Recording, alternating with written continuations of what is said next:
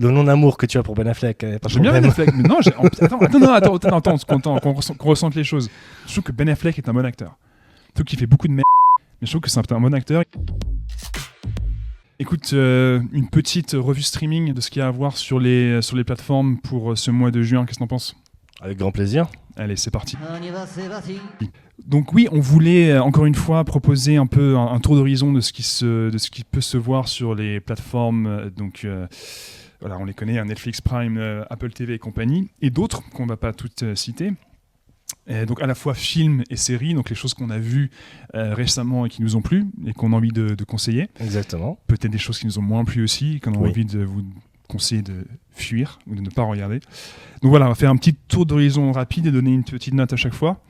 Tu veux commencer, Youss ? Ouais, avec grand plaisir. Je vais commencer avec ce que je ne recommande absolument pas. Ouais, on va commencer par là, tiens. Ouais. Voilà. Donc G20, une production Amazon Prime de Patricia Regan avec Viola Davis, Anthony Starr, Anthony Anderson. Anthony Starr que les abonnés de Prime connaissent très bien avec The Boys, où il joue Homelander, qui est encore une fois dans un rôle de méchant. Peut-être un peu moins en contraste, mais un méchant quand même.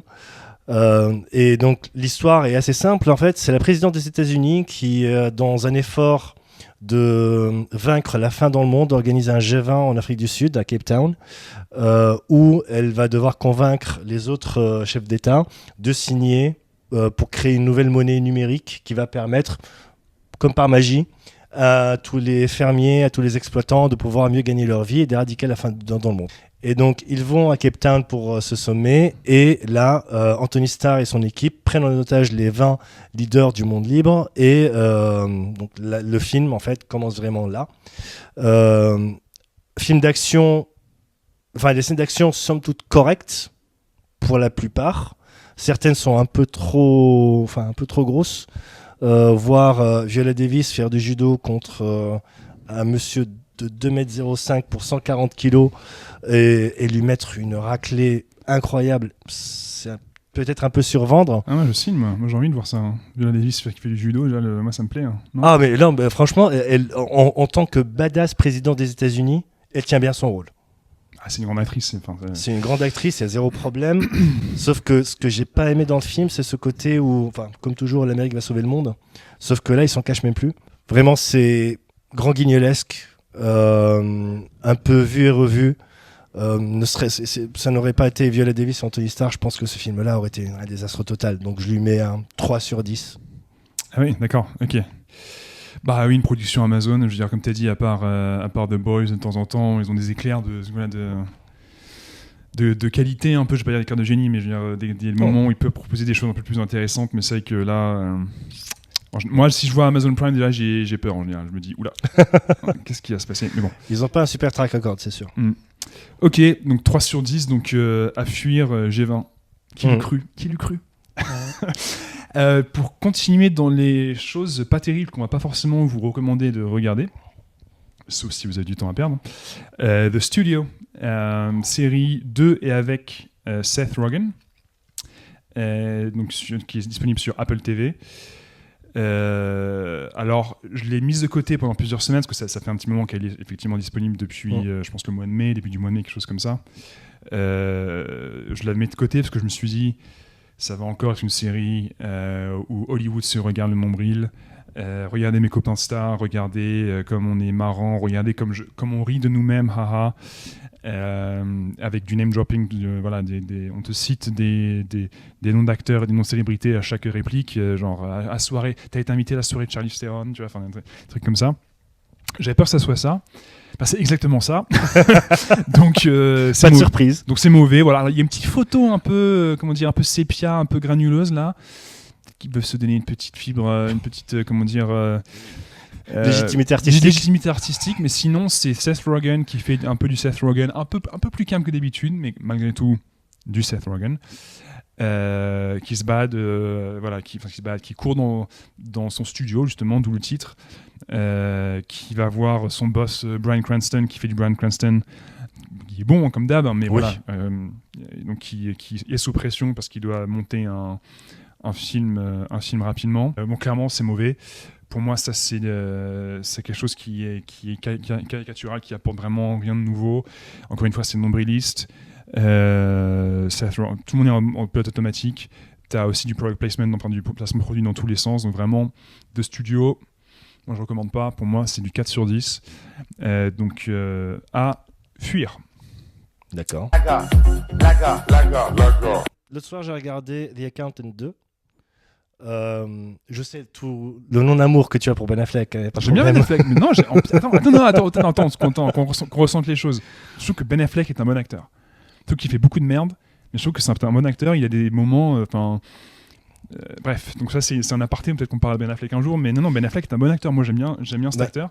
Mais là, The Accountant, ouais, non, c'est pas pour moi. En fait, The Accountant 2, c'est la suite du film du même nom, où Ben Affleck joue un tueur à gages qui est comptable, non ? Qui est comptable. T'es un bon, toi. Évidemment, d'où le titre.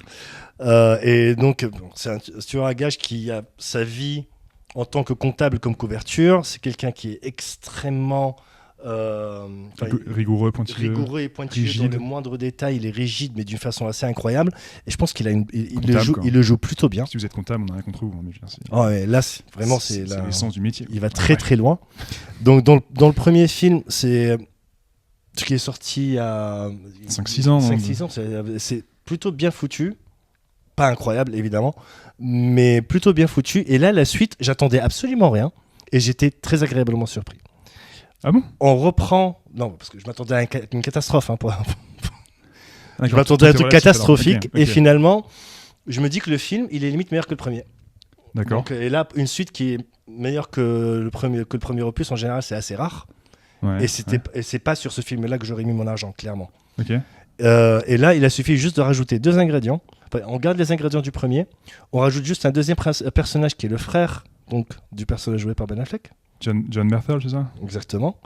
Et surtout, on rajoute encore plus de noirceur dans le film pour avoir une recette de buddy movie le buddy movie un peu conventionnel des années 80. Ouais. Mais avec une bonne dose de sang, d'éclaboussure, beaucoup plus que ce qu'on en avait avant. Donc, au final, c'est un film qui se regarde, plutôt sympathique, mais qui n'est pas aussi désastreux que ce qu'on pouvait attendre. Tu me l'as pas trop vendu là, mais c'est quelle note ? 6. 6 sur 10 ? Ouais. Ok, donc connaissant ton amour pour les d'actionnaires des années 80, si tu dis 6 sur 10, pour moi c'est 4 sur 10. Non ? Ouais, je pense. Il y a toujours ces 2 points d'écart. J'aime bien les films d'action. Hein, on a parlé l'autre fois quand on mentionnait Avoc, je parlais de The Raid et tout.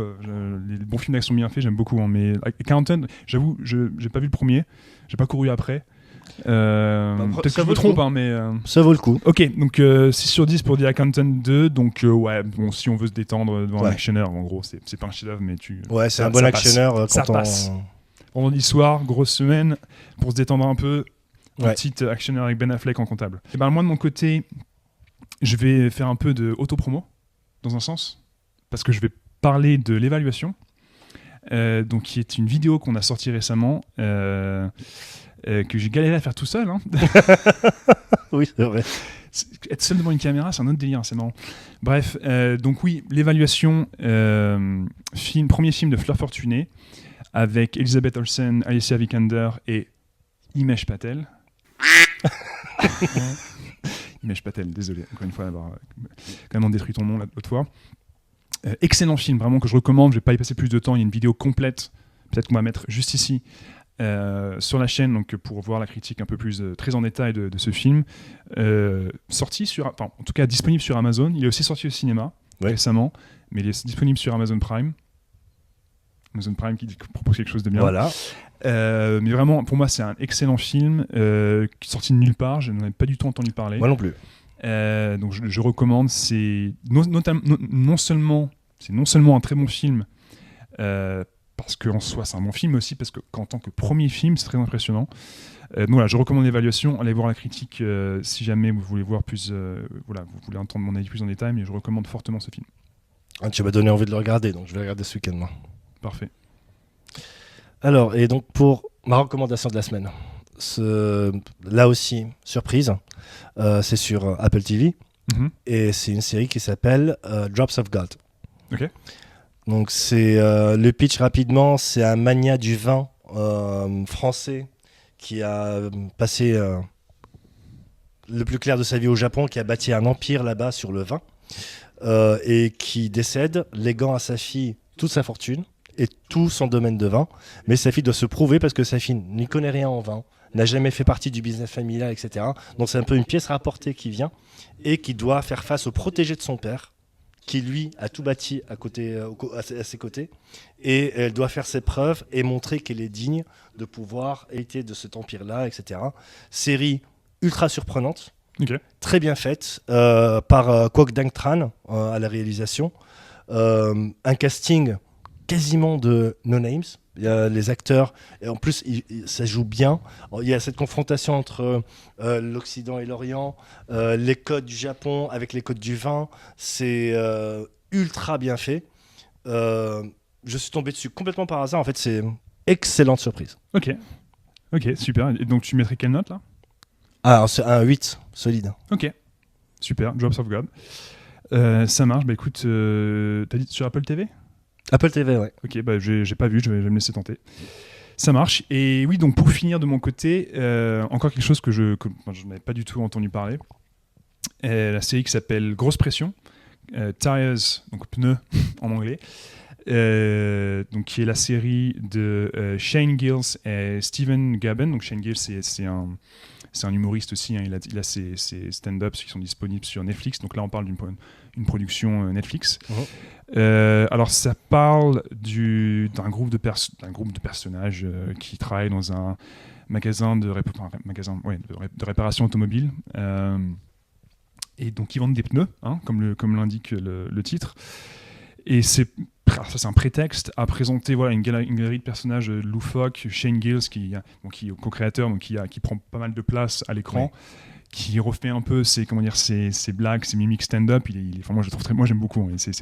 C'est très contre et régressif. Par moments, ça fait un peu comédie potache. On a l'impression qu'on est en 2005-2010 et pas en 2025. Parce que il y a un petit côté un peu bobo, rétro. Un peu rétro bobo. Voilà, si on sait à quoi s'attendre, moi je trouve ça très marrant. Mais voilà, encore une fois, c'est pour se détendre. Ça reprend pas mal de codes type série qui se passe au bureau, type The Office ou type Parks and Recreation, ce genre de un peu sitcom moderne. Ouais, c'est ça, mise en scène de vrais faux documentaires avec caméra qui fait des zooms comme ça, on passe d'un personnage à l'autre. Mais moi je trouve ça très marrant. Pourquoi ? Parce que c'est bien foutu, ça se prend pas trop au sérieux, personnage attachant. C'est très con par moment, des fois c'est un peu trop con, mais on revient vers des choses plus intéressantes de la scène d'après. Donc ouais, moi je recommande Grosse Pression Tires sur Netflix, et la saison 2 vient de sortir là, cette semaine, et pour moi c'est un gentil 7 sur 10 quoi. Ça se prend pas au sérieux, ça se regarde avec plaisir. C'est vrai, moi j'avais regardé la saison 1, j'avais plutôt bien aimé. Ok.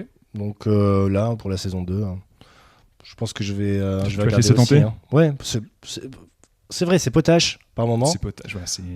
Mais après, quand on aime l'humour de Shane Gillis, franchement, ça va. C'est aligné avec ce qu'il fait dans les stand-up, et moi il me fait marrer. Donc, dans ses stand-up, il a hurlé de rire. Il a vraiment hurlé de rire. Donc voilà, Grosse Pression, Tires en VO.